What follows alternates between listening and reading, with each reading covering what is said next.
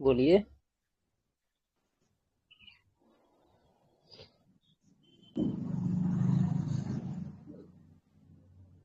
Lucent network से ही नहीं करना है। है सर। हाँ, कल ठीक था ना, कल जो लोग थे लुसेंट से बाहर नहीं गए थे कल ज्यादा, मतलब थोड़ा मोड़ा तो जा ही सकते हैं। नहीं सर, बहुत अच्छा था चलिए। कल का। एक दो टॉपिक, एक दो अधिकार थोड़ा एक्स्ट्रा हो गया था सर, उसका स्क्रीनशॉट हम व्हाट्सएप पे इसी पे सेंड कर दीजिएगा, जिससे कि पढ़ लेंगे। आर्टिकल जैसे 15 हो गया, आर्टिकल 19 हो गया था। अच्छा।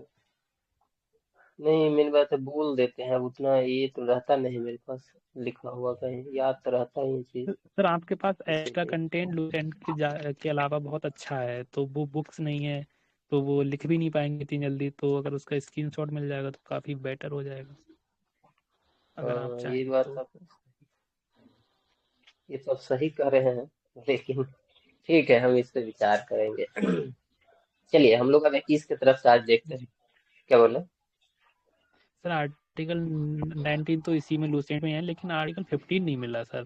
उसमें आपने लिखाए थे ना 1 2 3 4, वो सर बहुत इंपॉर्टेंट लगे, लेकिन पढ़ नहीं पाए सर। कोई बात नहीं, कोई बात नहीं, ठीक है, ठीक है, हो जाएगा, ठीक है। जैसे हम कल भी देखे कि हम ज्यादा नहीं बोले, हम 17 भी किए तो तुरंत थोड़ा सा बोले कि हाँ 1955 में अधिनियम आया था, फिर बाद में इसको ये किया गया, बस हम निकल गए, क्योंकि ज्यादा डिटेल करते कि हाँ 55 में आया है, फिर उसको मतलब शायद 76 में एक बार कुछ किया गया है, फिर 89 में किया गया, फिर 95 में किया गया है, तो उतना आपकी जरूरत क्या है? नहीं, तो हमको क्यों जरूरत है वो कि आपसे के साथ बात करें उससे ज्यादा, कि हाँ SC ST एक्ट क्या है, मतलब कोई मतलब है नहीं दरोगा के लिए, हमें नहीं लग रहा कोई मतलब का चीज है। जितना मतलब का है उतना ही बात किया जाए तो ठीक रहेगा ना। जी जी सर। तो इसीलिए हम ज्यादा नहीं बोल के उतना ही शॉर्टकट में बोले और निकल गए। चलिए कोई नहीं, मिल जाएगा जो चीज ऐसा होगा तो ठीक है। 15 का डिटेल आज हम भेज देंगे आप लोगों को, 15 का 5 के 6, 15 का 5, क्या बोलते हैं, 15 का 6 का A, 6 का B, सब भेज देंगे, 15 का 6, ऐसे करके जो भी होगा। चलिए, उन्हीं अनुच्छेद 19 आज हम लोग को देखना था। लुसेंट से देख रहे हैं, कोई ज्यादा हार्ड नहीं होगा, ठीक है, एकदम आसान आसान चीज यहाँ लिखा है और आसान आसान ही हम लोग पढ़ेंगे। अनुच्छेद 21, प्राण और दैहिक स्वतंत्रता का संरक्षण। 21 जो भी पढ़े होंगे, ठीक है, जितना भी लोग पढ़े होंगे कभी न कभी, सब जो कोई बात ना मालूम होगा कि प्राण और दैहिक स्वतंत्रता की बात करता है। यानी 21 ये कहता है कि किसी व्यक्ति को उसके प्राण और दैहिक स्वतंत्रता, यानी आपका जो देह है, शरीर है, उसकी स्वतंत्रता से विधि द्वारा, देखिए यहाँ लिखा है, किसी व्यक्ति को विधि द्वारा स्थापित प्रक्रिया के अतिरिक्त, यानी इसके अलावा, उसके जीवन और व्यक्तिगत स्वतंत्रता के अधिकार से वंचित नहीं किया जा सकता है। पहले यहीं तक हम रुक जाते हैं, ठीक है, फिर आगे देखें। इसका मतलब करें विधि द्वारा स्थापित प्रक्रिया क्या हुआ, यानी कोई ऐसा हो सकता है कि कानून बनाना पड़े, कुछ ऐसा जरूरत हो जाए सरकारों को, कुछ ऐसा हो कि आपको विधि द्वारा स्थापित प्रक्रिया द्वारा आपके प्राण और दैहिक स्वतंत्रता लिया जाए, कुछ देर के लिए मतलब छीन लिया जाए, तो हो सकता है, संभव है। लेकिन इसके अलावा अन्य किसी कंडीशन में, ठीक है, आपके जीवन और व्यक्तिगत स्वतंत्रता के अधिकार को वंचित नहीं किया जाएगा, ठीक है। कोई दिक्कत इसमें नो नहीं है सर। ना? नहीं, चलिए, वो ये निजता का अधिकार, यहाँ दिया निजता का अधिकार, देखिए लिखा है ना, अब हम इस पे थोड़ा सा डिटेल कर देते हैं। एक के पुट्टा स्वामी केस आया है, बस इतना ही ध्यान रखिए, के पुट्टा स्वामी, ठीक है, 2017 में, वो निजता का अधिकार को ही मौलिक अधिकार बनाया है, और ये अनुच्छेद 21 के तहत ही आता है, ठीक है। कोई दिक्कत? नो कल हम सर। लोग एक चीज पढ़े थे, कल नहीं, शायद कल नहीं पढ़े थे कि गोपालन बनाम, कल बोले थे नहीं, कल तो चंपक दरे वाला था, ठीक है। एक और एक एक गोपालन बनाम, ठीक है, नाम सुने? एक एक गोपालन बनाम जो है मद्रास राज्य 1950 केस का नाम। नहीं सर। हाँ, नहीं सुने, कोई बात नहीं, हम सिर्फ बोल दे रहे हैं, आप सुन लीजिए। एक एक गोपालन बनाम मद्रास राज्य 1950 में एक केस हुआ था सुप्रीम कोर्ट में, उसमें सुप्रीम कोर्ट ये बोला कि अनुच्छेद 21 जो है ना, उसमें जीवन का अर्थ केवल जीवित रहने तक सीमित नहीं है, कि इन्हें कि यहाँ लिखा हुआ है प्राण और दैहिक या जीवन का, अगर यहाँ पर लिखा हुआ है, इसका मतलब कि नहीं, वो खाली जिंदा रखो, जिंदा रखने से नहीं काम चलेगा, उसको अच्छा से जिंदा रखो। यानी अच्छा से जिंदा रखने का मतलब उसको जिंदा रहने के लिए जो एक गरिमापूर्ण जिंदगी जीने के लिए जितना चीज जरूरत है, सब तुम उसको दो, ठीक है। चाहे वो स्वच्छ वायु हो, प्रदूषण हो, वहां पर एक्सप्लेन नहीं किया, अलग अलग केस में बाद में एक्सप्लेन होते रहा, लेकिन वहीं पे एक मेन कॉन्सेप्ट रख दिया था कि जीवन का मतलब सिर्फ ये नहीं है कि जिंदा रख रहे हैं किसी तरह, जैसे भी मैंने दिल्ली में प्रदूषण AQI लेवल कितना हाई है, मतलब सरकार की यदि दायित्व है कि वहां पर प्रदूषण के लेवल को ठीक करे, क्योंकि वहां व्यक्ति का एक तरह से मौलिक अधिकार का हनन हो रहा है। क्यों? क्योंकि स्वच्छ वायु, देखिए ना, प्रदूषण मुक्त जल और वायु का उपभोग जो है उसका राइट है। सुप्रीम कोर्ट कई एक बार इस चीज को एक्सप्लेन किया है, और इसका ग्राउंड पर आता एक एक गोपालन बनाम मद्रास राज्य में। हम आपको ऐसे ही बता रहे हैं ताकि आपको समझ में आए कि हाँ, ये सभी मेरा राइट्स है। ठीक है, आपको याद नहीं रहे कोई दिक्कत नहीं। ठीक है। निजता का अधिकार के पुट्टा स्वामी हो जाएगा केस। विदेशी भ्रमण का अधिकार, यानी आप कहते हैं ना कि हम विदेश घूमने जाएंगे, तो ये केस आया था मेनका गांधी, नाम तो आप सुने ही होंगे। मेनका गांधी केस का नाम सुने कोई आदमी? 1978 में आया था मेनका गांधी केस। उसी में अनुच्छेद 21 के तहत ही दिया गया था कि मतलब जीवन का अर्थ जो है जीवित रहने तक सीमित नहीं है, उसमें मानवीय गरिमापूर्ण जीवन जीना। ये दोनों केस में सेम ही बात था। ठीक है, जो हम 50 वाला बोले और ये वाला, ठीक है, दोनों में तो इसी सब चीजों को निकाल के आया कि नहीं, आपको भोजन का अधिकार, रोजी रोटी का अधिकार, स्वच्छ पर्यावरण का अधिकार, जितने अधिकार देखिए इसमें हमें लिखा हुआ है, लिखा है ना, जीने का मानवपूर्ण गरिमापूर्ण जीने का अधिकार, जीविका उपार्जन का अधिकार, शिक्षा पाने का अधिकार, प्रदूषण मुक्त जल वायु का उपभोग का अधिकार, निःशुल्क विधिक सहायता का अधिकार, जो नालसा की कल भी बात हम लोग किए थे, याद है, विधि के समान संरक्षण में, शीघ्र परीक्षण का अधिकार, स्वस्थ चिकित्सीय सुविधा पाने और कर्मकारों का अधिकार, हथकड़ी लगाए जाने के विरुद्ध अधिकार, आश्रम अधिकार, ठीक है, सार्वजनिक रूप से फांसी के विरुद्ध अधिकार, अनुच्छेद 21 के तहत ही आता। अब हम एक एक कहिएगा तो सब एक्सप्लेन कर सकते हैं। ठीक है, इसमें कहाँ से इस मेन बात निकल के आया, तो सुप्रीम कोर्ट बोला, दो केस हम में हवाला आपको दिए, एक तो निजता वाला अलग है, पुट्टा स्वामी वाला, बाकी दो का हवाला दिए। कौन कौन का हवाला दिए? एक तो मेनका गांधी 1978 का केस, और एक केस बताए गोपालन बनाम मद्रास राज्य 1950 का, जिसमें सुप्रीम कोर्ट ने ये बात स्वीकार किया कि यहाँ जो लिखा हुआ है कि इसमें कि जीवन, तो जीवन का मतलब ये जिंदा रखना नहीं है कि हाँ जीवन का उसको अधिकार, तो इसमें उसको खाली जिंदा रखेंगे, जिंदा अच्छा से रखेंगे। ठीक है, अभी आप ही को कहे कि चलो ठीक है, मतलब कि आपको जिंदा रखेंगे स्ट्रेचर पे लेटा के, ठीक है, जिंदगी का अधिकार तो जिंदगी दे रहे हैं लेकिन स्ट्रेचर पे लेटा के दे रहे हैं, गोर हाथ तोड़ देंगे, खाली जिंदा रखेंगे। ठीक है, कार्बन सर डाइऑक्साइड भर तो देंगे रूम में, आर्टिकल उतना ही ऑक्सीजन नाक में देंगे। मतलब ये कह रहे हैं, तो ये इसमें इस बातों को एक्सप्लेन किया सुप्रीम कोर्ट ने कि नहीं, आपको ये सब चीज ध्यान में रखना पड़ेगा। ठीक है, ये अलग अलग चीजें, जैसे देखिए निजता का अधिकार, अभी आपका प्राइवेसी राइट्स है, इसीलिए आधार कार्ड जब आया था आपको याद होगा तो खूब हल्ला हुआ था कि नहीं, हम आधार कार्ड में सरकार हमारा फिंगरप्रिंट हर एक डाटा इकट्ठा ले रहा, हम नहीं देंगे क्योंकि मेरा अधिकार है निजता का अधिकार। और हमारी सरकार हर बार किसी भी सरकार के साथ जब कोई भी साइन करती है एमओयू, तो सबसे पहला अधिकार ये ध्यान रखती है कि हमारा जो जनता है उसका कोई भी निजता का हनन ना हो। ठीक है, लेकिन हनन तो हो ही जाता है, लेकिन फिर भी बहुत ज्यादा प्राइवेसी रखने का प्रयास करती है। ठीक है, विदेश भ्रमण का अधिकार आपके पास है, यानी बाहर आप घूमने जा सकते हैं सामान्य कंडीशन में, हालांकि युक्ति युक्त तो इस पर प्रतिबंध लगेगा ही। मानव गरिमा पाने का अधिकारी है ना, मानव गरिमा, ठीक है। प्रदूषण मुक्त जल, यानी अच्छा जल, स्वच्छ जल, वायु का उपभोग, स्वच्छ वायु, निःशुल्क विधिक सहायता, जो हम नालसा उधर 39 में भी देखेंगे। ठीक है, यानी अगर आपके पास कुछ ऐसी सुविधाएं, पैसा, संपत्ति नहीं है, आप इतने कैपेबल नहीं है कि किसी अच्छे लॉयर को हायर करके अपने लिए रख सकते हैं, तो सरकार को ये अधिकार है कि आपको विधिक सहायता दिलाए। इसी के लिए देखे होंगे कि वकील रहता, सरकारी वकील, वो आपका केस लड़ेगा, बहुत सारा वायरल होता होगा वो छोटा छोटा शॉर्ट्स, जिसमें देखते हैं जज साहब कहते हैं आपके पास कोई वकील नहीं है, आप कोई वकील है तो सर खाने के लिए पैसा दे, चले फलाना और वकील साहब, इनका केस आप लड़ेंगे फ्री में। ठीक है, सरकार उसको पैसा दे रही है, तो ये आपको निःशुल्क विधिक सहायता दिया जाएगा, क्योंकि ये क्या है, आपका मौलिक अधिकार है। ठीक है, शीघ्र परीक्षण का अधिकार, मतलब अगर कुछ ऐसा हो जाता है इसको कई एक बार अलग अलग केस में रखा गया है, मतलब जांच, चिकित्सीय जांच जो होता है ना, चिकित्सीय जांच होता है ना, तो अगर मानिए आपको हम अरेस्ट किए, ठीक है, तो उसमें भी देखे होंगे मतलब कि अरेस्ट वाला में भी, कि अरेस्ट करने के बाद जो है 24 घंटा के अंदर जो है उसका चिकित्सीय जांच कराना होता है, या अलग कंडीशन में भी। ठीक है, एक एसी में नहीं रख लीजिएगा। स्वास्थ्य और चिकित्सा सुविधा ये पाने का जो है, हाँ बोलिए बोलिए। सर ये शीघ्र परीक्षकन, सॉरी, जो भी है ये इमरजेंसी है समथिंग, जो कि हॉस्पिटल में जो इमरजेंसी नहीं होता उसके लिए है शायद वो। हाँ हाँ, तो वही वही हम भी कह रहे हैं कि अन्य कंडीशन में भी, कोई भी कंडीशन हो, जितना जैसे मानिए कि अभी हॉस्पिटलाइज हो के अगर मानिए आप आपको आपके साथ इमरजेंसी या कुछ भी है, तो आपको जल्दी से जल्दी आपका जो है टेस्ट करवाया जाए। ठीक है, या फिर कुछ भी हो, ठीक, मतलब आपका राइट है किसी भी चीज को लेकर। जैसे मान लीजिए कि हम पे अभी एलिगेशन लगेगा, ठीक है, कि हम शराब पी के ड्यूटी कर रहे थे, तो हमें 24 घंटा नहीं इंतजार, 24 घंटा भी नहीं, 2 से 3 घंटा के अंदर हमारा मेडिकल टेस्ट करवाना होगा। ये नहीं कि हम रिपोर्ट बना दिया, हम पे केस फाइल कर दिया, 3 दिन बाद पता चलेगा टेस्ट करके तब कहें कि नहीं शराब के, नहीं, जितना जल्दी हो सके। ठीक है, इसी यही एक चीज देखे होंगे रेप पीड़िता के मामले में भी, ठीक है, जितना जल्दी हो सकता है क्या कराया जाता है, मेडिकल कराया जाता है, ठीक है, तो ठीक है, ये भी सही है।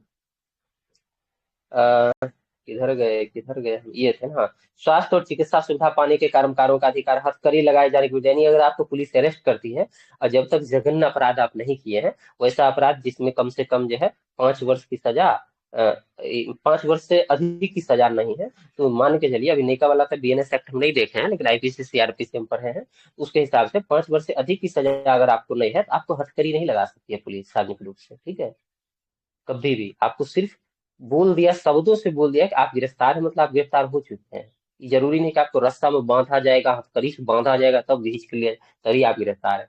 एक शब्द सिर्फ बोल दिया कि आप गिरफ्तार हैं, बस आपको हाथ से छू भी दिया, वही गिरफ्तार आप हो गए, ठीक है। अगर आपको राइट्स मालूम है तो आपको हथकड़ी भी नहीं लगा सकता है, वो आपको ले जाएगा। दूसरा नंबर, किसी व्यक्ति को फांसी अगर पड़ता है तो आप कभी देखे हैं कि खुला चौराहा पर टांग दिया गया फांसी? कोई भी व्यक्ति को कितना भी जघन्य अपराधी क्यों नहीं, सार्वजनिक रूप से फांसी नहीं दिया जाए किसी व्यक्ति को, उसको एक बंद कमरा में ही, जेल में ही दिया जाता है, पता होगा आप लोगों को, ठीक है। वहाँ पे 4 5 6 लोग ही होते हैं, डॉक्टर होते हैं, जेलर होते हैं, वही सब लीगल लोग, ठीक है, तो ये सब आपके राइट्स है। इसमें कोई दिक्कत किसी को भी, मतलब 21 से अभी तक में कोई दिक्कत नहीं ना? सर कोई दिक्कत नहीं, ठीक है। हम अलग अलग केस पे ज्यादा चर्चा करने से कोई मतलब नहीं है, ठीक है। अगर करने लेंगे तो खुद लंबा चला जाएगा। आपको पता होगा कि इच्छा मृत्यु का अधिकार कहाँ है?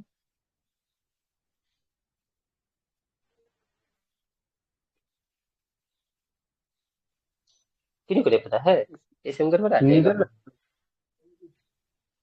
अरे अपना संविधान उविधान की नी- बात कीजिए, नीदरलैंड अभी नहीं जाना है, यहाँ रहिए भारत में। कर्नाटक, भारत शायद भारत कर्नाटक भारत में में। भी है। हाँ, वही तो भारत में बताना भी है है, हमको। कर्नाटक में। इस कर्नाटक, अरे हम कर्नाटक में भी। अरे भारतीय कर्नाटक में संविधान शायद। का अनुच्छेद 21 जो है ना, अनुच्छेद 21, ठीक है, अनुच्छेद 21 है। हम दो तीन को केस एक मामला की बात कर देते हैं। एक मामला आया था, रथीनाम बनाम भारत संघ 1994 में, ठीक है, उसमें ये एक्सेप्ट किया गया कोर्ट द्वारा कि आत्महत्या का अधिकार को मूल अधिकार है, ठीक है। मतलब कोर्ट भी कभी कभी अजीबोगरीब फैसला दे देता है, ठीक है। तो आत्महत्या के, मतलब आत्महत्या के अधिकार को बोल दे कि उसका मन, उसका जिंदगी, वो मरना ही चाहता है तो मर जाए, ठीक है। फिर बाद में इस बात को पलटा गया कि नहीं। तब आया पंजाब का एक केस था, ज्ञान कौर बनाम, आपको खाली बस जानना है, नाम नहीं याद है कोई दिक्कत, 1996 94 में था, 96 में 2 साल बाद पलट दिया सरकार, बोले ये कोर्ट कि आत्महत्या का अधिकार मूल अधिकार नहीं हो सकता है, ठीक है। क्योंकि जीवन जीना हर व्यक्ति के लिए ज्यादा जरूरी है। वो जिंदगी मतलब लिया है, जन्म लिया है, तो उसे जीना चाहिए गरिमा से, वो मरेगा क्यों? तो इस बात को खंडन किया गया। इसीलिए अभी वर्तमान में सिचुएशन ये है कि आपको पता होगा, आत्महत्या करेंगे तो आपके केस हो जाएगा, अगर बच जाएंगे, मर गए तो ठीक है, अगर बच गए तो आपके केस करेगी सरकार कि आपने आत्महत्या क्यों किया, ठीक है। उसके सुप्रीम कोर्ट 2011 में एक केस आया था, अरुणा रामचंद्रन शानबाग केस, ठीक है। उसमें बताया गया कि जो पेसिव एनेस्थेसिया है ना, ये ठीक है, राइट्स है, व्यक्ति का मौलिक अधिकार है, अनुच्छेद 21 के साथ, ठीक है। क्यों दिया गया ये अधिकार? क्योंकि अगर मानिए कि आप सरकार, मेडिकल टीम यानी डॉक्टर ये घोषित कर दिया कि ये आदमी जिंदगी में कभी ठीक नहीं हो सकता है, सब दिन स्ट्रेचर पर लेटा रहेगा और ना हाथ हिलाएगा ना पैर, मतलब इस कोई काम का नहीं है, पूरा जिंदगी कष्ट में, इसका जिंदगी इतना कष्टदायक है, ये घुट घुट के जी रहा है किसी तरह, ठीक है। तो ऐसी स्थिति है, तो सरकार आपको निष्क्रिय जो है, दया मृत्यु कह लीजिए उसको, इच्छा मृत्यु करने से अच्छा होगा, ऐसा मृत्यु आपको दे देगा। उसमें क्या होगा, लाइफ सपोर्टिंग सिस्टम जो आपको लगाया जाता है, जिससे आपके मुंह में ऑक्सीजन का लगाया जाता है मास्क से, या फिर बहुत सारा सिस्टम लगाया जाता है जिससे आप जिंदा रहते हैं, मतलब आईसीयू वार्ड में, तो उस सिस्टम को हटा लिया जाएगा और ऑटोमेटिक आप थोड़ी देर में क्या हो जाएंगे, मर जाएंगे। इसके लिए भी लेकिन सरकार से परमिशन लेना, ठीक है। तो दो प्रकार का मृत्यु होता है, एक होता है सक्रिय एक्टिव, एक होता है पेसिव। तो भारत में पेसिव इच्छा मृत्यु है, मतलब निष्क्रिय इच्छा मृत्यु है, यानी आपको ऐसे नहीं मारा जाएगा, ठीक है, मतलब मारा जाएगा अगर आप साफ किसी काम के नहीं है, आपका जिंदगी बहुत कष्टपूर्ण है, तब आप ऑटोमेटिक, आपके जो लाइफ सपोर्टिंग सिस्टम है, मेडिकल इक्विपमेंट है, उसको हटा लिया जाएगा, आप ऑटोमेटिक क्या हो जाएंगे, खत्म हो जाएंगे, ठीक है। तो ये भी ध्यान रखना है आपको कि भारत में भी ये अधिकार है, राइट्स है, ठीक है, अनुच्छेद 21 में। कोई दिक्कत? बोलिए, हो नहीं गया? चलिए, यही हमको बताना था, ठीक है। बाकी तो 21 में एक कॉम है कि 6 से 14 वर्ष तक की आयु के समस्त बच्चों को ऐसे ढंग से, मतलब राज्य विधि आधारित करे निःशुल्क अनिवार्य शिक्षा उपलब्ध कराएगा, इसका समाज संविधान संशोधन 2000, ये सब तो आपको याद ही होगा, इसमें हम क्या ही बता सकते हैं, ठीक है। ये सब तो अच्छा से आप लोग जानते हैं। 2002 है, ठीक है, 2002 ही होगा, 86/2002। 22 अनुच्छेद 22 कुछ दशाओं में गिरफ्तारी और निरोध में संरक्षण, ठीक है। 22 के अनुसार गिरफ्तारियां जो है दो प्रकार की हो सकती है, एक सामान्य दंड विधि के अधीन और एक होते हैं निवारक निरोध विधि के अधीन। तो होता क्या है, इसे आप समझिएगा। 22 का अनुच्छेद 1 ऐसे दिया है नीचे, क्या देख लेते हैं। 22 के खंड 1 और 2 सामान्य दंड के अधीन गिरफ्तारी से संबंधित, वही 3, 4, 5, 6, 7 निवारक निरोध अधीन गिरफ्तारी से संबंधित है। खंड 1, 2 में किसी अपराध के संबंध में गिरफ्तार किए हुए व्यक्ति को निम्नलिखित अधिकार, अच्छा इसमें दे ही दिया है, चलिए हम इसी को एक्सप्लेन कर देते हैं। देखिए 22 जो है ना, अनुच्छेद 22 उसमें खंड है, यानी 22 हम सीधे यहाँ लिख देते हैं, 1 है, 2 है, 3 है, 4 है, 5 है, 6, ठीक है, 7 है। अब यहाँ दिया है कि 1 और 2 सामान्य अपराध अगर आप करते हैं किसी अपराध के संबंध में तो आपको गिरफ्तार किया जाएगा, तो क्या क्या अधिकार हो सकता है, तो क्या क्या होगा।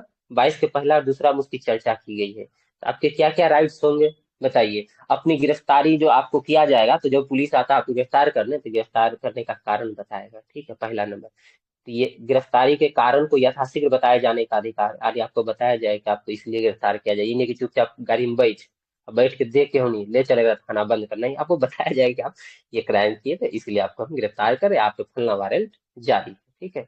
उसके बाद आपको अगर कहुनिया आके मानिए लठिया आके किसी तरह थाना में ले जाया गया, दे रहा है डंडा दबा के, आप कह रहा बोल, तो आप नहीं बोल सकते हैं, ठीक है। आप कहेंगे हम बोलेंगे नहीं, हमें चुप रहने का भी अधिकार है, कल ही हम बताएं हमारे वकील को बुलाओ, हमारा वकील तुमसे बात करेगा, पहले हम वकील से बात करेंगे तब हम आपसे बात करेंगे। अपने रुचि के वकील से परामर्श करने और बचाव करने का अधिकार, ठीक है। ये नहीं कि स्टेटमेंट पे स्टेटमेंट लाठ दे रहा है, आप स्टेटमेंट दे रहे हैं, ठीक है। तो ये दो आपका राइट्स अभी तक समझ में आ गया। तीसरा है गिरफ्तार जब किया जाएगा तो 24 घंटा के अंदर किसी मजिस्ट्रेट के सामने आपको ले जाया जाएगा, लेकिन आने जाने का रास्ता, मतलब कि आने जाने में जो समय लगेगा उसको छोड़ के, ठीक है, समझ गए। तो गिरफ्तारी के 24 घंटा के अंदर किसी मजिस्ट्रेट के समक्ष आपको पेश किए जाने का अधिकार है। और इसमें चौथा है कि 24 घंटे से अधिक मजिस्ट्रेट को आदेश के बिना निरोध से स्वतंत्रता, मतलब जब तक मजिस्ट्रेट आदेश नहीं देगा, इसीलिए जानते होंगे कि 24 घंटा में पहले पुलिस वाला ले जाएगा कोर्ट में, कोर्ट के पास ले जाएगा, कोर्ट से दरखास्त करेगा, श्रीमान इसको 4 दिन का न्यायिक हिरासत दे दीजिए, 5 दिन का न्यायिक हिरासत दीजिए, हमको इससे पूछताछ करना है, ये करना, उससे रिक्वेस्ट करेगा। जज बोलेगा ठीक है इसको रखो 5 दिन तक, 5 दिन बाद फिर लाओ पूछताछ करके, तब वो लाएगा आपके पास, पूछेगा, दबा के फिर देगा थाना में आपको और फिर लेके जाएगा। तो समझ रहे हैं ना इसकी क्या मतलब की कंडीशन है, मतलब कि ये वाला समझ गए ना अभी कि हम क्या अभी चर्चा किए, ठीक है। हेलो, जी यानी सर। 22 के 1 और 2 में किसी को अगर गिरफ्तार किया जाएगा तो उसके क्या क्या राइट्स हैं, ये समझ में आ गया ना। अब ये देखेंगे कि क्या क्या नहीं हो सकता है, ठीक है, ये अधिकार किस किस को नहीं मिल सकता, यहीं से स्टेटमेंट वाइज वाला क्वेश्चन बनेगा, ठीक है। कि अगर ये 22 1 2 तो हम आपको बता दिए कि हाँ आपको कारण बताया जाएगा, अपनी रुचि का वकील रखने का, उसे परामर्श करने का मौका दिया जाएगा, 24 घंटा के अंदर मजिस्ट्रेट के पास ले जाएगा, और मजिस्ट्रेट जब तक आदेश नहीं देगा तो 24 घंटा से अधिक आपको रखा नहीं जाएगा, ठीक है। ये सब तो हो गया, ये सब तो ज्ञान की बातें देती है, लेकिन ज्ञान के बाद भी कुछ बातें होती है, ठीक है। इसमें शर्त लगाया जाता है कि नहीं, ये नियम और शर्तें लागू, तो नियम और शर्तें इसमें भी लागू होगी, क्या लागू होगी कि अगर मानिए कि ये अधिकार उस व्यक्ति को नहीं दिया जाएगा जो विदेशी शत्रु है, अब जैसे पाकिस्तान का किसी व्यक्ति को अरेस्ट करेंगे या नजरबंद करेंगे, गिरफ्तार करेंगे, तब वो पाकिस्तानी हमको बोलेगा 24 घंटा में हमको यहाँ रखो, हमको कारण बताओ, कि मारेंगे उसको और क्यों नहीं दबा के, ठीक है, बिल्कुल नहीं बताएंगे, ठीक है। तो किसी विदेशी शत्रु को ये अधिकार नहीं मिल सकता है। दूसरा नंबर कि बहुत सारा एक्ट हम नीचे अभी पढ़ेंगे, शायद इसमें दिया ही होगा, हो सकता है, हम बहुत दिन सोल्यूशन नहीं पढ़े तो हमको याद नहीं है। वो मेसा पेशा जो एक्ट है आप लोगों को पता है ना, टाडा, मीसा, पोटा, यस सब सर। एक्ट है ना, तो उस सब एक्ट जो निवारक निरोध विधि है उसके अधीन अगर गिरफ्तारी होगा तो उसको भी नहीं प्राप्त होगा, वो सब भी नहीं बोलेगा कि नहीं नहीं ये चाहिए, कुछ नहीं चाहिए तुमको, ठीक है। समझ रहे हैं, यहाँ तक कोई दिक्कत नहीं ना। चलिए, अब आइए, कह रहा है निवारक निरोध, अब वही जो निवारक निरोध, अच्छा अभी जो हम लोग बात कर रहे थे कि दो प्रकार की गिरफ्तारी होता है, एक तो हम बता ही दिए, मतलब कि सामान्य कानून में जो हम अभी 22 1 2 में किए, और यहाँ 3 4 5 6 7 जो भी पढ़ेंगे निवारक निरोध पढ़ेंगे, ठीक है। तो हमको ये बता दीजिए कि निवारक निरोध क्या होता है, हम अभी एक एग्जाम्पल देख बताइए, कुछ दिन पहले की घटना है, ठीक है।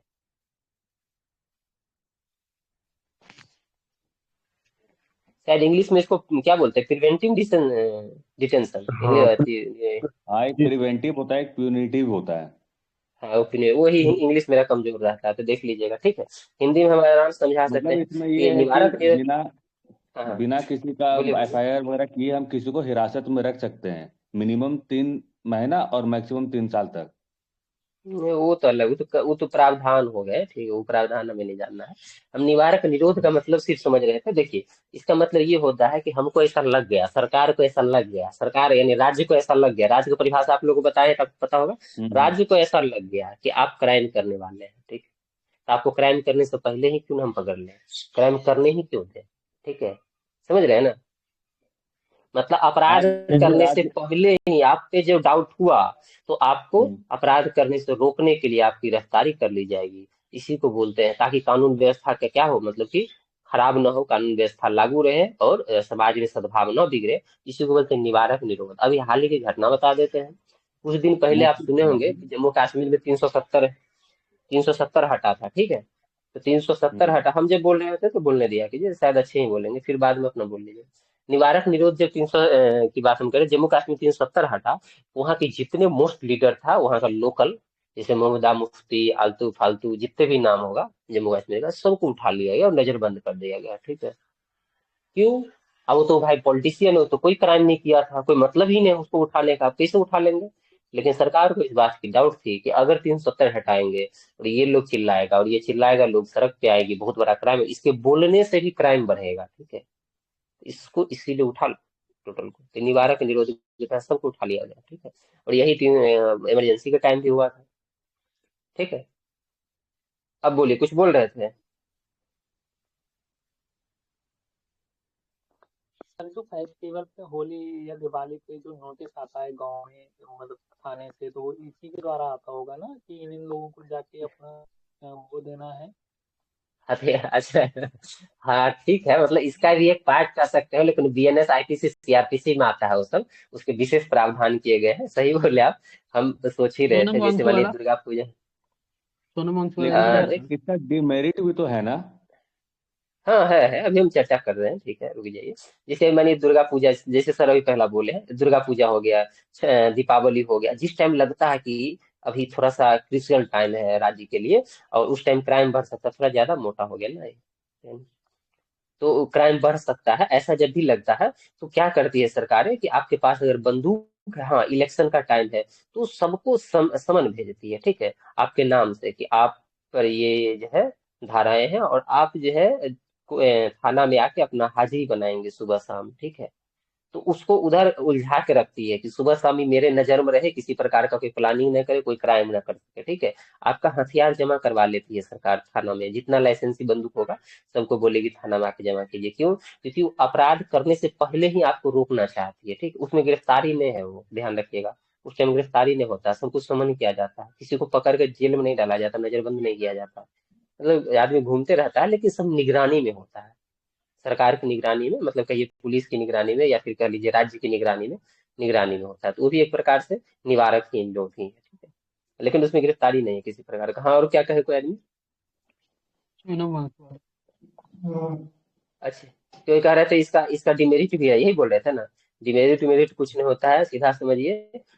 अभी बहुत लड़की लोग हैं, नहीं तो एक शब्द हम बहुत इस्तेमाल अच्छा करते हैं, राज्य आपसे जब चाह लेगी ना, राज्य राज्य की परिभाषा कल हम्म। ही 12 में हुआ, फिर 36 में होगा। राज्य अगर आपसे चाह लेगी अभी इसी वक्त कि हम्म। आपको हम एक पॉइंट देंगे, इस पॉइंट पे ही आपको मतलब कि अपना बाथरूम करना है, तो उस पॉइंट से लेफ्ट और राइट 1 इंच अगर आप कर दिए ना, मतलब कर ही नहीं सकते हैं। और दुनिया का मतलब सबसे ताकतवर व्यक्ति अगर जो सोच लेना कि हम कर देंगे, वो नहीं कर सकता है, आप इतना ही सोच लीजिए।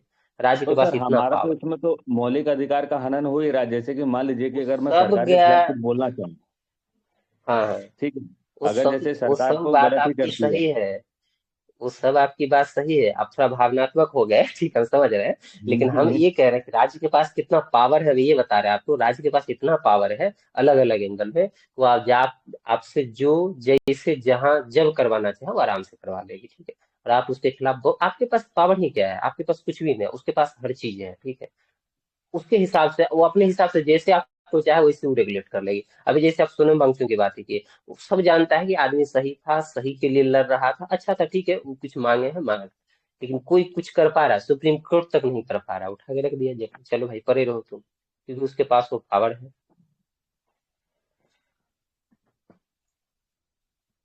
समझ समझ गया गए? सर। तो हाँ सर, बस सरकारी इतना ही संस्था बात ना है। हो।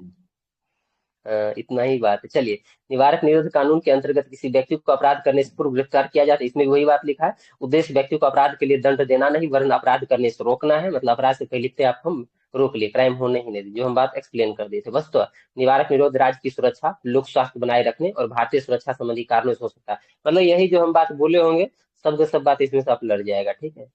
जब किसी व्यक्ति को निवारक निरोध किसी अवधि के विधि के अधीन गिरफ्तार किया जाता है तब, हाँ, अब इसमें अब आता है आगे की बात कि अगर हम आपको अरेस्ट किए, ठीक है, अरेस्ट करने के बाद क्या होगा। तो सरकार ऐसे व्यक्ति को केवल 3 महीना तक अभिरक्षा में निरुद्ध कर सकती है, मतलब कि 3 माह तक आपको रखेगी। यदि गिरफ्तार व्यक्ति को 3 माह से अधिक समय के लिए निरुद्ध करना है, यानी अगर किसी को मानिए महबूबा मुफ्ती को उठाया गया 370 में, तो अगर सोनम वांगचुक को उठाया गया, अगर मान लेते हैं निवारक निरुद्ध के तहत अगर उठाया जाए, तो उसके लिए जरूरी है कि 3 महीना रखे। 3 महीने से ज्यादा अगर उसको रखना है तो सलाहकारी बोर्ड होता है। ठीक है, ध्यान रहे। यानी कोई भी कानून है, टाडा है, मीसा है, पेटा है, जितना भी कानून है, उसके तहत अगर नजरबंद किसी व्यक्ति को किया गया तो 3 माह से अधिक नहीं रखेगा। अगर रखना है तो सलाहकारी बोर्ड की सिफारिश ही जरूरी है, और सलाहकारी बोर्ड जो है उसकी सिफारिश जरूरी है, और ऐसे व्यक्ति को मजिस्ट्रेट के सामने प्रस्तुत करने की कोई जरूरत नहीं है। सलाहकारी बोर्ड बोल रहा, ले जाओ इसको, फिर से करो अंदर उठा के। तो बस समझिए, इसके लिए सलाहकारी बोर्ड का प्रतिवेदन प्राप्त करना होगा, 3 महीना से अगर ज्यादा रखना है तो। ठीक है। चलिए, रिहा इस प्रकार निरोध व्यक्ति को यथाशीघ्र निरोध के आधार पर सूचित किए जाएंगे, किंतु जिन तथ्य से निरस्त करना लोकहित के विरुद्ध समझा जाएगा उसे प्रकट करना आवश्यक नहीं। देखिए, ये भी कंडीशन है कि अब सरकार के पास कितना पावर है, सोच लीजिए। पहले तो आपको उठा लेगा बिना मतलब कोई आप कुछ नहीं किए हैं, आपको 3 महीना रख लेगा। फिर सलाहकारी बोर्ड वही सरकार का ही है। सोचिए, सलाहकारी बोर्ड में कौन होते हैं? हाई कोर्ट के वर्तमान न्यायाधीश या भूतपूर्व न्यायाधीश, मतलब ऐसे व्यक्ति होते हैं। ठीक है, मतलब टोटल की टोटल सरकार के ही आदमी है। और वो कह दिया कि नहीं इसको और रखो, तो आपको और उठा के रखेगा। और उसमें भी कह देगा कि ठीक है, हम इसका आपको भी कारण नहीं बताएंगे, ना किसी व्यक्ति को कारण बताएंगे कि आपको इतना ज्यादा दिन क्यों रख रहे हैं। क्यों? क्योंकि जो बात है ना बताने वाला, लोकहित के विरुद्ध हो सकता है। मतलब अगर हम बोलेंगे तो कुछ दिक्कतें हो सकती है, तो हम ये कारण भी नहीं बताएंगे, चुपचाप तुमको रखेंगे। तो बताइए, किसी व्यक्ति को उठा के सरकार रख ले आराम से चुपके से, तो आप क्या ही कर लेंगे? उसके पास तो क्लॉज है, उसके पास ऑप्शन है। समझ रहे हैं ना? चलिए, निरुद्ध व्यक्ति को निरोध आदेश के विरुद्ध अभिवादन करने का यथाशीघ्र अवसर दिया जाना चाहिए। कह रहा है कि हाँ, अगर आपको अगर निरुद्ध किया गया है तो निरोध आदेश के विरुद्ध अभ्यावेदन करने का ये मतलब जितना हो सके उतना जल्दी आपको अवसर मौका दिया जाए कि हाँ चलो भाई, तुम अगर हमारे करना चाहते हो अपील तो कर लो। ठीक है। इसमें थोड़ा सा एक बदलाव हुआ था। 1975 का जो इंदिरा गांधी का शासनकाल रहा था, जिस टाइम इमरजेंसी लगाई थी, उस टाइम उसका इसका ही खूब दबा के यूज की थी। इसी के तहत जितने विरोधी नेता थे, सुने होंगे कि सभी विरोधी नेताओं को, विपक्षी नेताओं को जेल में डाल दिया गया। यही कानून का दबा के इस्तेमाल किया गया था, जितना भी उस टाइम बना था एक्ट 2। तो जब मोरारजी देसाई का शासनकाल आया तो उन्होंने एक बदलाव किया। 44वां संविधान संशोधन का नाम पता होगा, 42वां इंदिरा गांधी और 44वां मोरारजी देसाई। तो उन्होंने ये 3 महीना जो हम लोग अभी पढ़े हैं ना, 3 महीना, इसको उस टाइम के लिए थोड़ा दिन के लिए उन्होंने बदला था। 3 महीना को 2 महीना कर दिए थे। ठीक है। लेकिन फिर से बाद में इसको जो है शायद 3 महीना कर दिया गया, चेंज कर दिया गया। ठीक है। चलिए, अब हम लोग कुछ कानून देख लेते हैं जो यहाँ पर दिया हुआ है। ठीक है। पहला है निवारक निरोध अधिनियम 1950। ठीक है। कह रहा है 26 जनवरी 1950 का जो है मतलब इसको ये परिवर्तित पारित किया गया था, और इसका उद्देश्य राष्ट्र विरोधी तत्वों को भारत की प्रतिरक्षा प्रतिकूल कार्य से रोकना था।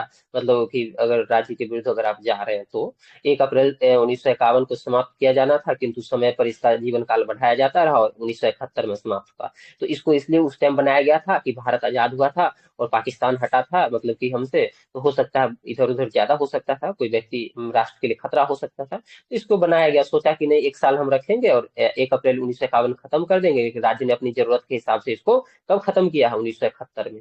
तो पहला ही तो हो गया चलिए, दूसरा आंतरिक सुरक्षा व्यवस्था अधिनियम 1971, मीसा। ठीक है। और इसी एक्ट के तहत लालू यादव बंद था जेल में, मीसा के तहत, और इसीलिए अपनी बेटी का नाम रख दिया मीसा भारती, क्योंकि वो जेल से ही भाग के आया था, उसकी वाइफ प्रेग्नेंट हो गई थी, तो ऐसे करके उसने अपना सोचा कि हमारी बेटी मीसा है। ठीक है।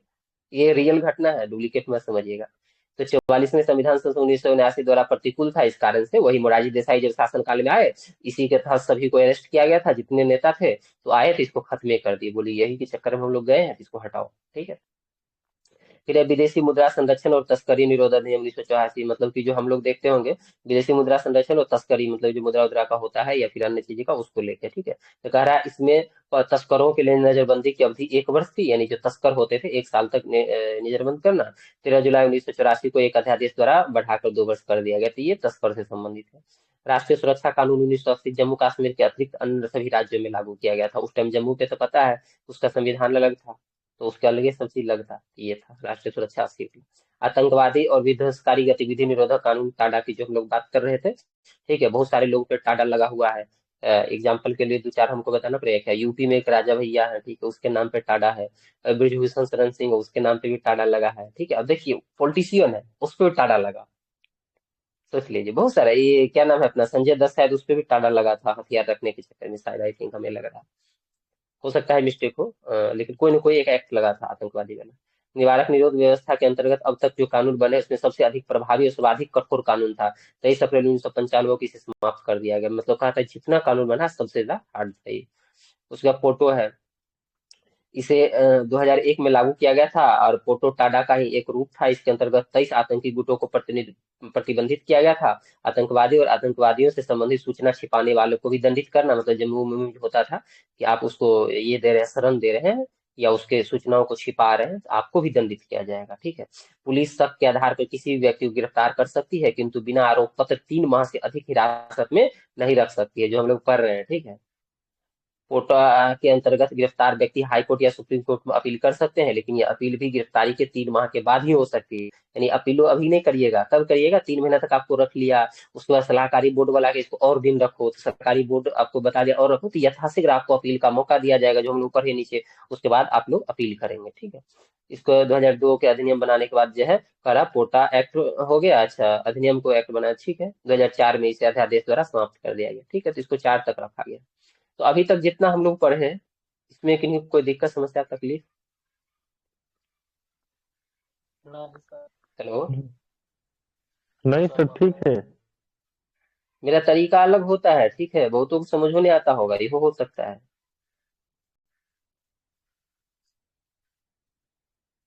चलिए, कोई बात, मेडिसिन अच्छी लगती है ज्यादा। अगर समझ आ रहा है तब तो ठीक है, नहीं आ रहा है तो फिर तरीका भी बदल सकते हैं हम, अपने पास सारा सिस्टम है। चलिए, अब 23 है। मानव के दुर्व्यापार और बलात् श्रम का प्रतिषेध, ठीक है। तो ये सब ज्ञान की बातें हैं, जब चाह लेगी सरकार तो वही बात हम कह रहे हैं, तो ये जब चाहे आपसे जैसे चाहे वैसे करा लेगी, ठीक है। ये सब तो ज्ञान की बात तो रहेगी ही।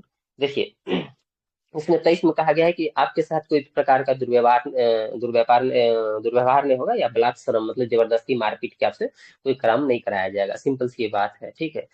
नहीं नहीं, दुर्व्यापार है। दुर्व्यापार का मतलब होता है ह्यूमन ट्रैफिकिंग, मतलब कि आपको बेचना खरीदना, ऐसे आदमी को बेच खरीदने दिया जाता है।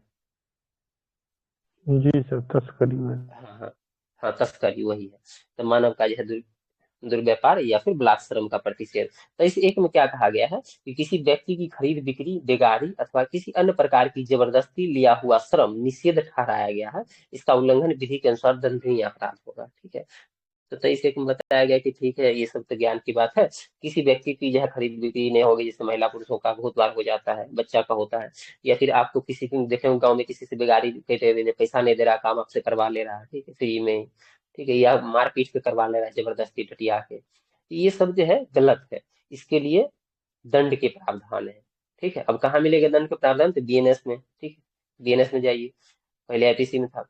तो इस 2 में कहा गया, लेकिन क्या कि राज्य सार्वजनिक हित में, यही बात हम आपको बोलते हैं कि सब ज्ञान की बात तो है, लेकिन फिर राज्य आपके ऊपर है कि राज्य सार्वजनिक हित में, जैसे सैन्य सेवा, सामाजिक सेवा के लिए जबरन सेवा में लगा सकता है। अगर आपको सरकार कह दे कि अभी कोरोना में आधा से ज्यादा आदमी मर जाए, तब कहे कि जितना 18 से 20 साल के युवा है या 18 से 24 साल 20 साल के, सबको अभी बाहर आना पड़ेगा और सबको डेली 8 घंटा काम करना पड़ेगा। क्या काम करना है?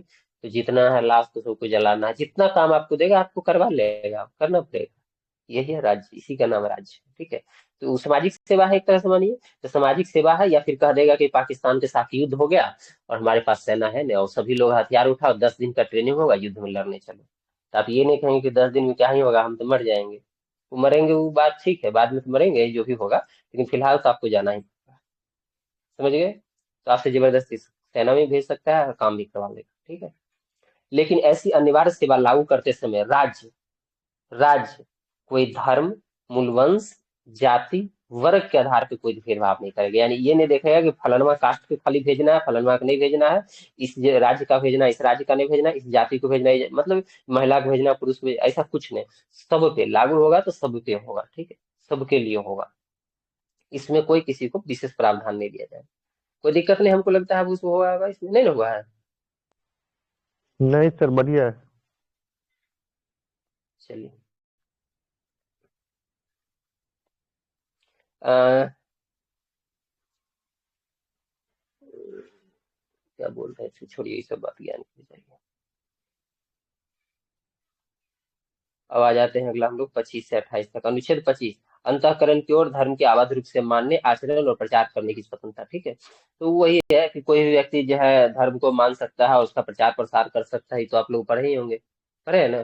24 हुआ ना, अच्छा 24 नहीं किए, देखिए 24 क्या, 24 है बालकों के नियोजन का प्रतिशत। मतलब वो जो बच्चा बुजुर्ग अपना है ना, 14 वर्ष से कम वाले, तो 14 से कम आयु के जो बच्चे हैं उसको किसी कारखाना या खान में कैसे ऐसे काम में नहीं हम लगा सकते हैं। कारखाना, खान या अन्य किसी जोखिम भरे काम में नियुक्त नहीं किया जा सकता जिसमें उसके मतलब जान को खतरा हो। अब देखिए ये सब एक्ट अनुच्छेद है, यहाँ पे आपको अधिकार दिया गया। सरकार इसके लिए अलग से कानून बनाती है, अलग अलग, ठीक है। जैसे हम 17 के लिए कल बताए थे, ठीक है, कि 55 शुरू हुआ, बहुत सारा कानून है। ये सब अनुच्छेद जितना भी रखे ना, सबके लिए कानून है। जितने अनुच्छेद उठाएंगे, अनुच्छेद 23 उसके लिए कानून है, 24 उसके लिए कानून है, 25 उसके लिए कानून है, सबके लिए अधिनियम आएगा, एक्ट आएगा, ठीक है। लेकिन आप लोग को आर्टिकल ही देखना है। चलिए, तो 24 आप समझ गए होंगे कि बालकों का नियोजन प्रतिशत है। 25 है कि धर्म को मानना है, धर्म को अवैध रूप से मानने, आचरण प्रचार करने की स्वतंत्रता। कोई व्यक्ति किसी भी धर्म को मान सकता है, उसका प्रचार प्रसार कर सकता है, किसी कोई रोक टोक किसी प्रकार का नहीं होना चाहिए, ठीक है। कोई दिक्कत इसमें, बोलिए ना। नहीं सर, आ गया सही कि है। नहीं, लेकिन दिक्कत है आपको नहीं, राज्य को दिक्कत है। इस पे दो प्रतिबंध फिर भी लगाते हैं, ठीक है। मतलब स्पष्टीकरण देता है। एक ये कहता है कि पहला नंबर बोला आपको कि सब चीज फ्री है, अंतःकरण की, धर्म के आवाज रूप से मानने, आचरण प्रचार करने की स्वतंत्रता। फिर ये बोलेगा नहीं। एक देखोगे सिख भाई लोग जो होते हैं वो बगल में चाकू ले घूमते हैं, चाकू बोल नहीं दिया तो भोंक देंगे निकाल के, उसको कृपान बोलते हैं वो लोग।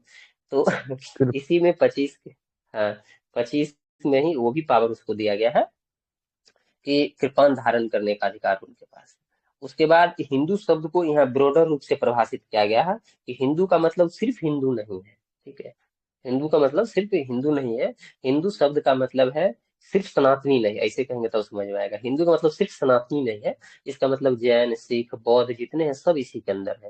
हालांकि हिंदू शब्द आया कहाँ से था, तो हिंदू एक इलाका को बोला गया था जो सिंधु नदी के इधर था।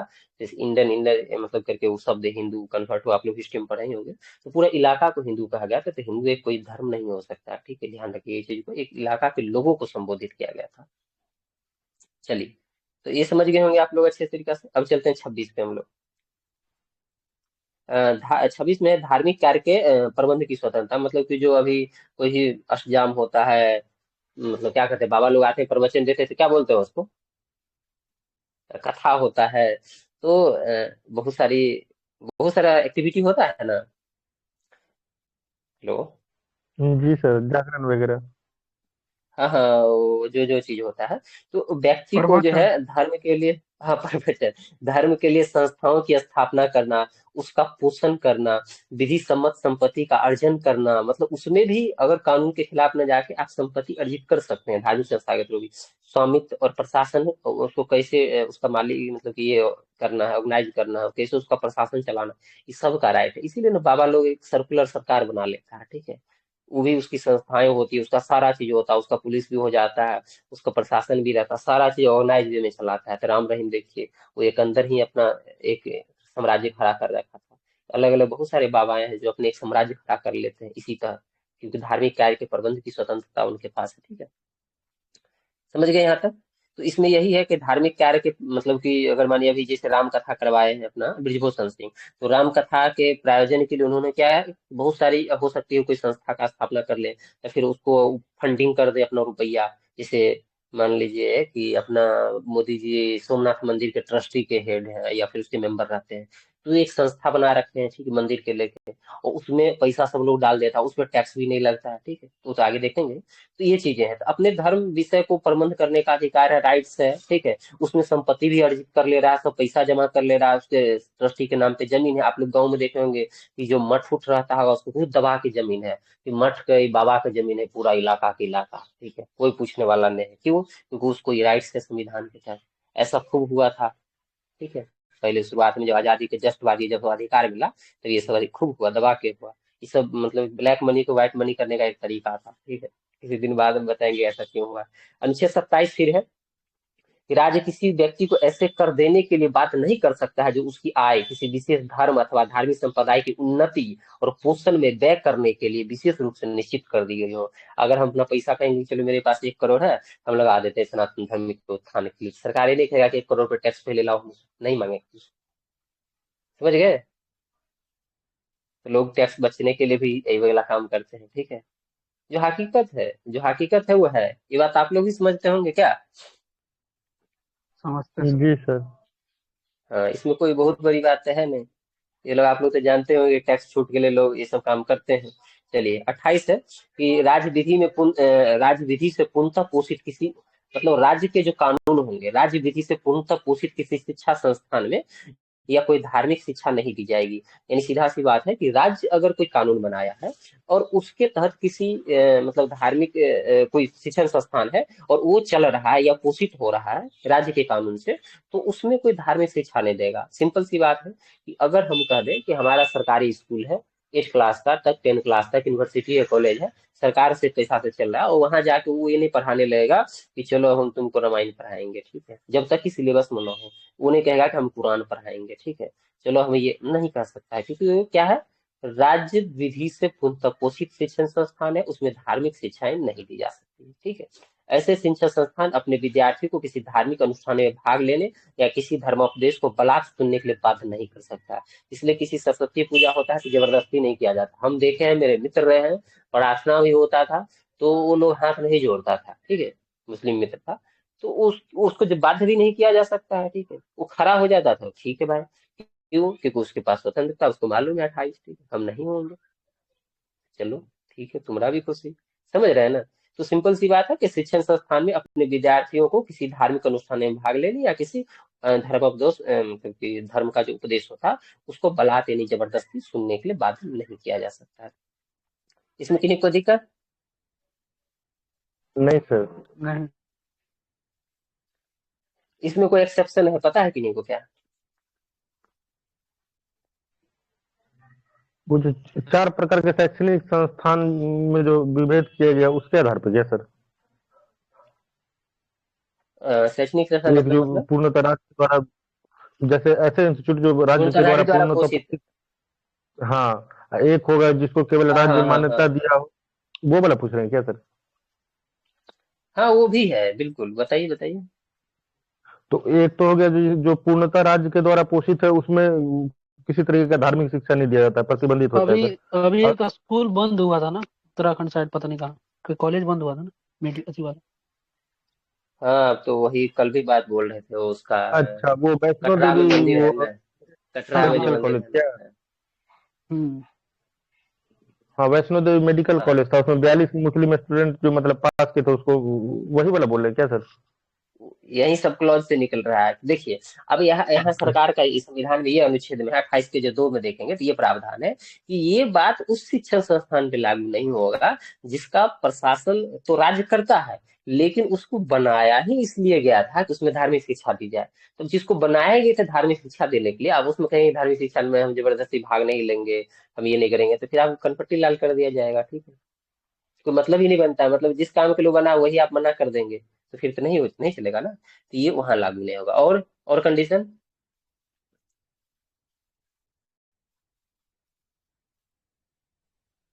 अच्छा, वो तो प्राइवेट प्राइवेट था, इसी वजह से बंद हो गया। चलिए ये भी ठीक है। और एक सर जो बोल रहे थे कि राज्य द्वारा मान्यता प्राप्त अगर कोई इंस्टीट्यूशन है या राज्य निधि द्वारा सहायता ले रहा है, ठीक है, तो ऐसा कोई भी है तो किसी भी व्यक्ति को धार्मिक शिक्षा में भाग लेने या फिर उसमें इसके लिए बात नहीं किया जाएगा तब तक जब तक वो स्वयं क्या है वयस्क या अवयस्क होने मतलब कि वो खुद उसको नहीं किया जाएगा। अगर वो वयस्क और अवयस्क है मानिए बच्चा है छोटा बुजुर्ग है तो उसका संरक्षक माता पिता उसकी सहमति लेनी होगी। अगर वो कहेगा हम शामिल हो मेरा बच्चा हो सकता है तो हो सकता है कोई दिक्कत नहीं, ठीक है। तो ये सब क्लॉज है, ये थोड़ा सा ऊपर का है, चलिए रहने दीजिए आप लोग, ठीक है। 29-30 पे आइए। अनुच्छेद 29 अल्पसंख्यक वर्गों के हितों का संरक्षण। कोई भी अल्पसंख्यक वर्ग अपनी भाषा लिपि संस्कृति को संरक्षित रख सकता है। यह केवल भाषा जाति धर्म और संस्कृति के आधार पर उसे किसी सरकारी शैक्षिक संस्थान में प्रवेश पर नहीं रोका जाएगा, ठीक है। मतलब ये कह रहा है कि इसमें कोई दिक्कत नहीं होना चाहिए कि कोई भी अल्पसंख्यक है। अल्पसंख्यक कहने का मतलब कि जिसकी संख्या कम है, अल्प मतलब कम, संख्यक मतलब संख्या में। तो हो सकता है कि बिहार में यादव जी की संख्या ज्यादा है तो हो सकता है कि तमिलनाडु में, ठीक है, उधर साउथ में लेंगे तब ठीक रहेगा, तमिलनाडु में वो अल्पसंख्यक हो, ठीक है। लेकिन यहाँ तो बहुसंख्यक है, वहां तो उसी का जलवा है, 18% के आसपास हो गया, 17% है, लेकिन वहां हो सकता है कि 1% भी ना हो। तो यहाँ यहाँ के लिए अल्पसंख्यक हो जाएगा लेकिन यहाँ के लिए बहुसंख्यक है। तब आपको समझ में आ गया होगा कि अल्पसंख्यक किसको कहते हैं, ठीक है, जिसकी संख्या कम हो, बहुत कम है, यानी हाशिया पे चला गया, खत्म भी हो जाएगा, बिला जाएगा। तो अल्पसंख्यक वर्ग जो है उसके हितों के संरक्षण के लिए कि कोई भी अल्पसंख्यक वर्ग अपनी भाषा को लिपि को संस्कृति को संरक्षित रख सकता है। केवल भाषा जाति धर्म संस्कृति के आधार पर उसे किसी भी सरकारी शिक्षण संस्थान में प्रवेश से नहीं रोका जाएगा। समझ गए, यहाँ तक कोई दिक्कत नहीं होना चाहिए। जी सर। चलिए अब बताइए भारत में जो है वर्तमान में कितने जो है ये समुदाय हैं, इसमें लिखा ही है इसीलिए हम पढ़ लिए। अल्पसंख्यक 6 समुदाय हैं। 6। हाँ 6, वर्तमान में 6 समुदाय हैं। मुस्लिम है, पारसी है, ईसाई है, सिख है, बौद्ध है और जैन को अल्पसंख्यक वर्ग को दर्जा प्रदान कर दिया गया है। अल्पसंख्यक समुदाय विकास समुचित आधार प्रदान करने के लिए 2005 में तत्कालीन सरकार प्रधानमंत्री का 15 सूत्री कार्यक्रम, मतलब कह रहा है कि उनको समुचित विकास के लिए 15 सूत्री कार्यक्रम लाया गया था, ठीक है, लगता है ये कार्यक्रम हो रहा। चलिए 29 हो गया आपका।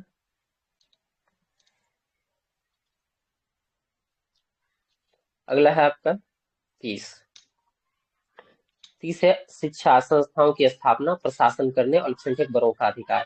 तो शिक्षा संस्था जो होता है मतलब जो उसकी स्थापना करने और उसका प्रशासन करने का अल्पसंख्यक वर्ग का अधिकार होगा। तो कोई भी अल्पसंख्यक वर्ग अपनी पसंद का शैक्षणिक संस्थान चला सकता है, सरकार उसे अनुदान देने के लिए किसी भी तरह का भेदभाव नहीं करेगा।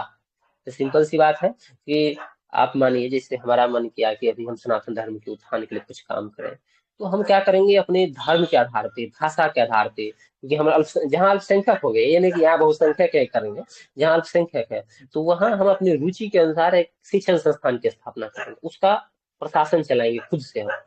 तो राज्य हमें इसके लिए रोक नहीं सकता, ठीक है, पहला नंबर बात हमें चलाने देगा। दूसरा नंबर को अगर अनुदान मिल रहा है तो उसमें किसी तरह का भेदभाव नहीं करेगा, सबको दे रहा है तो हमें भी देगा, ठीक है, सरकार उसे अनुदान देने में किसी तरह का भेदभाव नहीं करेगा, ठीक है।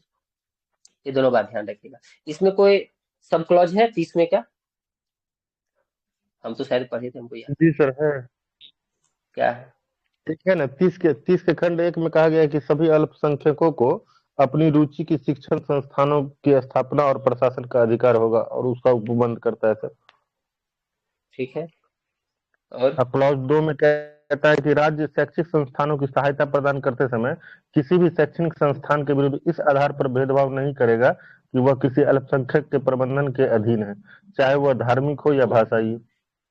मतलब इसी बात आ गया। और ये दोनों जी बात हो गया इसमें सर। समाहित है, ठीक है, इतना ही लाइन में दोनों बिल्कुल। बात समाहित है, इसका सब क्लॉज है 30 का 1 और 2, ठीक। चलिए अगला आप देखते हैं हम लोग अब दे दिया है 31 दे दिया है, 31 को हटा दिया गया, कहाँ चला गया 31? ये था संपत्ति का राइट्स, पता हो मोरारजी देसाई आए उठे 44वां संविधान संशोधन 1978 द्वारा और बोले बहुत लिविर कर रहा है तुमको, हम 300 के कॉमन डाल दे रहे हैं, ठीक है, और ये यहाँ पर कानूनी अधिकार ये विधिक अधिकार बना के रख दिया गया, ठीक है। तुम क्यों ओपन हो गया ये सब देखिएगा मेन। चलिए अब देखिए संवैधानिक उपचारों का अधिकार अनुच्छेद 32 से 35 है। अनुच्छेद 32 से 35 यह है संवैधानिक उपचार। उपचार मतलब क्या होता है जानते हैं? इलाज करना, इसे जानते हैं? संवैधानिक उपचारों का अधिकार, ठीक है। तो इसी समझे संवैधानिक जब इलाज करना हो तो उसके राइट्स आपके पास अनुच्छेद 32 में है, ठीक है। अनुच्छेद 32 में क्या कहा गया है? संवैधानिक उपचार के अधिकार, बी.आर. अम्बेडकर ने संविधान की आत्मा कहा था, एक ज्ञान की बात हो गया। चलिए इसमें सब क्लॉज पहले तो भीमराव अम्बेडकर से जो संविधान सभा में पूछा गया था कि सबसे मोस्ट इम्पोर्टेंट आर्टिकल क्या है या फिर सबसे ज्यादा अच्छा क्या है, उन्होंने इसी आर्टिकल्स का नाम लिया था कि अगर अनुच्छेद 32 को हटा दिया जाए तो पूरा का पूरा संविधान मेरे लिए कोई महत्व ही नहीं रखता, ठीक है। मतलब कि अगर सिर्फ एक अनुच्छेद, उसको अगर उनका कहना था कि अगर हमें चुनने के लिए दिया जाए कि एक अनुच्छेद सबसे ज्यादा इंपॉर्टेंट कौन है, तो अनुच्छेद 32 है। बाकी तो सब आलतू फालतू है, ठीक, उस पर टिके हुए हैं। सोचिए आपका राइट्स ही खत्म हो जाएगा। अनुच्छेद अगर 32 को हटा दिया जाए तो मौलिक अधिकार ही आपका सरकार जब चाहे तो वो छीन लेगी, कुछ नहीं कर पाएंगे, क्योंकि 32 में ही पावर दिया है कि आप मांगेंगे, ठीक है, समझ गए। और वैसे 226 में मतलब कि हाई कोर्ट में है और 32 जो है सुप्रीम कोर्ट में है। तो सुप्रीम हाई कोर्ट का रास्ता जो है धीरे धीरे सुप्रीम कोर्ट तक वो जाता ही जाता है, वहीं तक पहुंचता है, ठीक है। तो ये तो आप अच्छे से जानते होंगे। चलिए 32 के 1 में है, नागरिकों को मौलिक अधिकार को परिवर्तित करने के लिए उच्चतम न्यायालय को समुचित कार्यवाही द्वारा प्रचलित करने का अधिकार की गारंटी देता है 5 तरह के समादेश, जिसको हम लोग रिट पढ़ते हैं, रिट रिट, ठीक है। तो रिट की चर्चा है 32 1 में दिया गया है कि मौलिक अधिकार को इम्प्लीमेंट करवाने के लिए सुप्रीम कोर्ट को 5 प्रकार की रिट जारी करने का पावर है। वो 5 प्रकार का रिट कौन है, हम हिंदी वाले हैं, बता देते हैं। बंदी प्रत्यक्षीकरण, परमादेश, प्रतिषेध, ठीक है, प्रतिषेध लेख हो गया, उत्प्रेषण हो गया और अधिकार परीक्षा हो गया, ठीक है। तो 5 प्रकार का है, पांचों प्रकार आप लोग को याद नहीं होगा। 32(2) में यही 5 प्रकार का जो है चर्चा कर दिया गया उच्चतम न्यायालय को मौलिक अधिकार को प्रयुक्त करने के लिए। अब ये पहला है बंदी प्रत्यक्षीकरण। जैसे मानिए अभी हम थोड़ा देर पहले आपसे बात कर रहे थे कि आपको जब मन तब सरकार उठा लेगी, कैसे उठा लेगी? उसको मन करेगा कि आप क्राइम करने वाले हैं तो ये उठा लेगी, और क्राइम करेंगे तो ये उठा लेगी, मतलब किसी भी कंडीशन में आपको उठा लेगी, ठीक है। तो अगर ऐसा स्थिति हो जाता है तो आप तो जेल में है, तो आप तो कुछ कर नहीं पाएंगे। कहने का मतलब पुलिस ने आपको उठा लेगी, हो ध्यान रखिए, पुलिस ही नहीं। अगर हो सकता है तो अगर डीएम कहीं बोले कि चलो तुम मेरे ऑफिस छोड़ कर नहीं जाओगे, मेरे ऑफिस में बंद रहो तुम, ठीक है, ये वो मुखिया आपको बंद कर ले, ठीक है, मुखिया बोले कि यहाँ बैठा कर रस्म बांध, कहीं नहीं जा सकता ये, तो भी आप गिरफ्तार हैं। तो भी आप बंदी प्रत्यक्षीकरण आपको राइट देता है, क्योंकि वो भी राज्य का हिस्सा है, ठीक है। कल ही हम पर लोकल गवर्नमेंट की बात कर रहे थे 12 में। तो आपके जो भी जानकार दोस्त मित्र परिवार जो भी होंगे वो कहाँ जाएंगे? कोर्ट जाएंगे, और कोर्ट जाके अर्जी लगाएंगे कि हमारे जो भाई हैं, बहन है, चचा है, काका है, नानी है, दादी है, ताई है, उसको गैर कानूनी तरीका से बिना कोई मतलब के क्या कर लिया गया? गिरफ्तार कर लिया गया है, ठीक है, नजरबंद कर दिया गया है। तो सुप्रीम कोर्ट उधर से डायरेक्शन देगा कि इस व्यक्ति को सशरीर मेरे सामने लाओ, मतलब शरीर सहित लाओ, सशरीर। तो बस वही है, इसका मतलब लैटिन भाषा में इसका अर्थ होता है कि आपके पास शरीर है, ठीक है। यह उस व्यक्ति की प्रार्थना पर जारी करता है जो यह समझता है कि उसे अवैध रूप से बंदी बनाया गया। अब बताइए, आपको अवैध रूप से बंदी बनाया जाएगा, आपको कैसे आप कैसे जाएंगे फाइल करने के लिए रिट?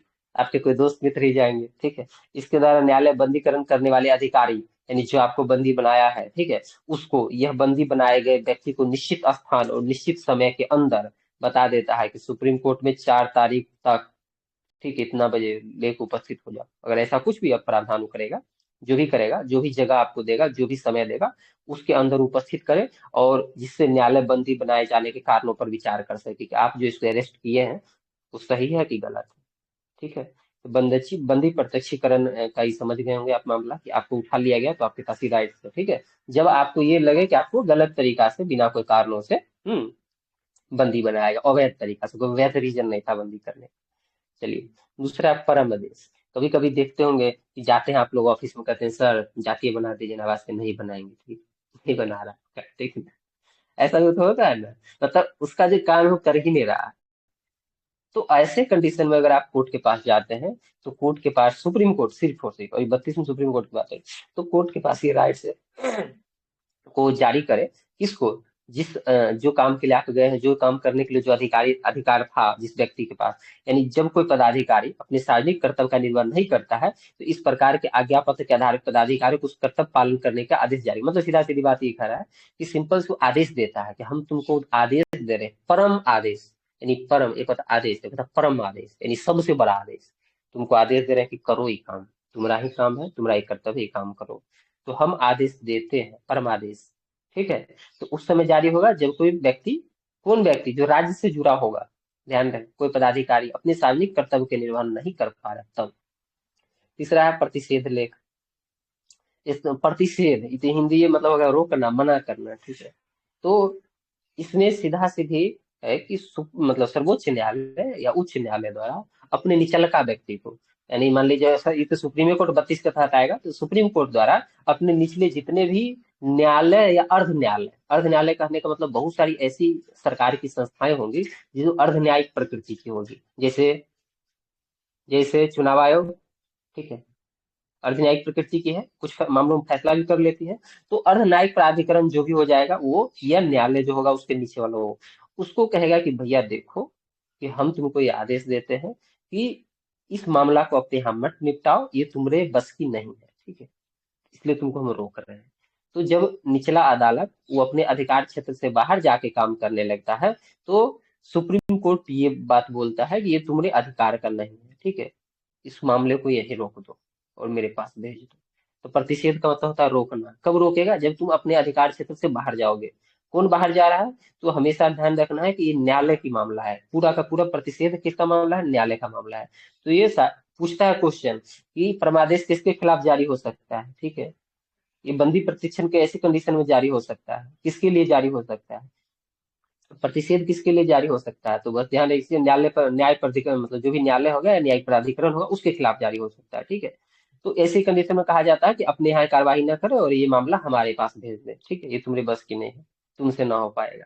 वैसे एक प्रकार से उत्प्रेषण, उत्प्रेषित कर देना, ठीक है? संचार उत्प्रेषित कर दीजिए, मतलब एक जगह से दूसरे जगह भेज दें, ठीक है। सिंपल सी इसका मतलब ये हुआ। ये तब जारी होता है, करा प्रमाणित होना या सूचित सूचना देना, ठीक है। तो इसके द्वारा ये होता है कि अधीनस्थ न्यायालयों को यह निर्देश दिया जाता है, ऊपर का न्यायालय नीचे न्यायालय को, सुप्रीम कोर्ट अपने हाई कोर्ट को, जिला न्यायालय को, सत्र न्यायालय को, जितने भी होंगे उसको, कि अपने पास तुम्हारे यहाँ ये मामला फंसा पड़ा है, ठीक है, इसमें तुमसे मतलब कि निर्णय लेने के लिए उसे अपने वरिष्ठ न्यायालय को भेज दो, ठीक है।